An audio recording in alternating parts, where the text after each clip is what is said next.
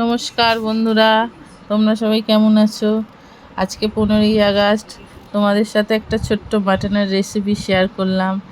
আজকে তোমার দাদাভাইদের ছুটি আছে, তাই দাদাভাইকেই বললাম একটু আমাকে হেল্প করো। তাই একটুখানি ও হেল্প করছিল। একটু মটনের রেসিপি। প্রথমে যেরকম করতে হয়, আদা রসুন হলুদ লঙ্কা সব কিছু দিয়ে ম্যারিনেট করে টক দই দিয়ে মাখিয়ে কিছুক্ষণ রাখলাম। তারপরেই ভালো করে ম্যারিনেট করার পর কিছুক্ষণ আধা ঘন্টা রেখে কড়াইতে তেল দিলাম, তেজপাতা ফোড়ন দিলাম, গরম মশলা ফোড়ন দিলাম, দিয়ে তারপরে পেঁয়াজটা দিলাম।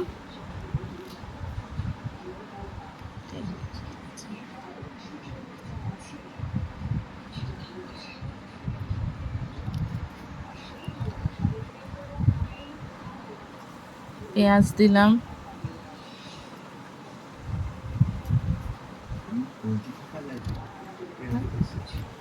তারপরে পেঁয়াজটাকে ভালো করে ভাজবো। ভেজে তারপরে পেঁয়াজটা একটু নরম হওয়ার জন্য নুন আর টমেটোটা দিয়ে দিলাম। দিয়ে ভালো করে ভেজে এখন অনেকক্ষণ ধরে সময় নিয়ে ভাজবো। ভাজার পর চাপা দেব, চাপা দিয়ে ভাজতে থাকবো। তারপরে ভালো করে কষে গেলে মাংসটা দেব।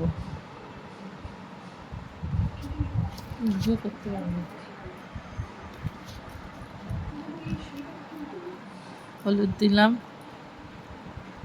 ম্যারিনেট করার সময় হলুদ লঙ্কা সব দিয়েছি। তারপরে জিরে গুঁড়ো ধনে গুঁড়ো আর একটু মিট মশলা দিয়ে ভালো করে মশলাটাকে আগে কষে তারপরে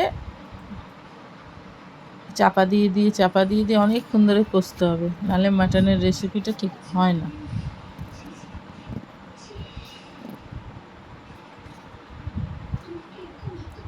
একটু মিট মশলা দিলাম,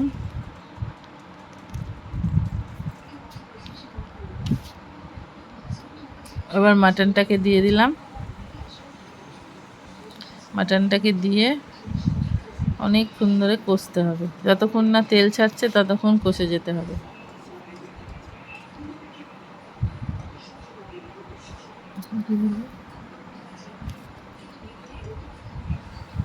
ভালো করে কষতে থাকবো। ওই পাশেও আমার আর একটা রান্না হচ্ছে, আমি তোমাদেরকে এইটাই শেয়ার করলাম, দুদিকেই করছি। এইবার আমার মাটনটা কষা হয়ে গেছে। এইবার আমি এটাকে প্রেসার কুকারে দেব। প্রেসার কুকারে দেওয়ার পর তারপর তোমাদের ফাইনাল লুকটা দেখাবো। এখন আমি কষছি, দেখো একদম কষা হয়ে গেছে, তেল ছেড়ে গেছে ভালো করে। এই হচ্ছে আমার ফাইনাল লুক, একদম লাল লাল ঝাল ঝাল মাটনের রেসিপি। কি সুন্দর হয়েছে, দেখে তো হেভি সুন্দর দেখতে লাগছে। তোমাদের